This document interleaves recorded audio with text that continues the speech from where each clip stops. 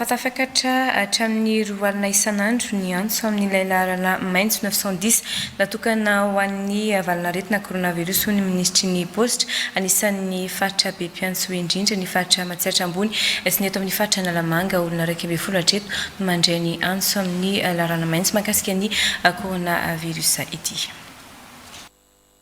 Tafakatra hatramin'ny 3:10 isan'andro ireo olona miantso ny laharana maitso natokana ho an'ilay valanaretina coronavirus raha toa ka 500 sy 3:00 izany teo aloha ho ny ministry ny posta.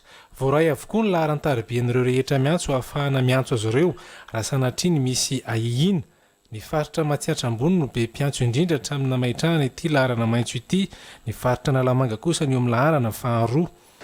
Zavatra amarinina koa dia izao, rehefa miantso an'io laharana maitso io dia na numero an'ilay olona na koa ny resaka izay ataony ao dia vita voarakitra daholo amin'ny oronam-peo.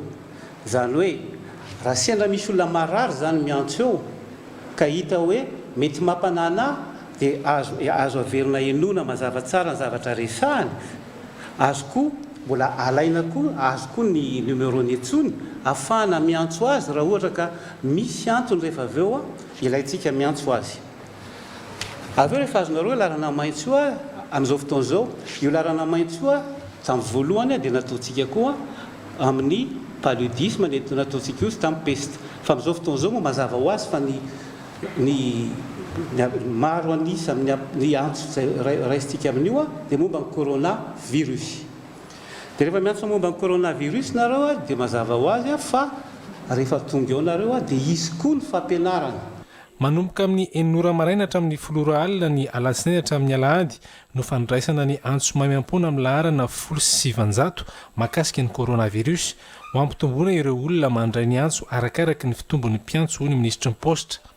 Araka ny efa nambara taminareo teo dia mitombo hatrany hatrany foana ilay isan'ny antso momba ny coronavirus amin'izao fotoan'izao. Hitanareo teto izany anisan'ny olona izay namaly teo, izay mamaly ankehitriny, reto olona hitanareo eto izany dia ny olona izay efa amentsika fampiofanana momba n'ilay aretina coronavirus. Ireo olona rehetrarehetra hitanareo ireo nefany dia efa voaofana amin'ny atao hoe fomba fandraisana antso, fomba koa hoe ahoana ny famaliana ny antso na koa hoe fomba firesahana aman'olona. Dia hitanareo amin'izao fa betsaka ireo olona ireo ary efa vonona zany tsika hiatrika raha ohatra ka sendra misy fiakaran'ilay antso hatrany hatrany. Amin'ny fiteny malagasy sy frantsay ity laharana maitso natokana ho an'ny coronavirus mitondra laharana 700 ity fa metraham-panontaniana mahakasika ny valanaretina ny 700 n'ireo antso hatreto ho ny ministry ny posta sy ny fifandraisan-davitra.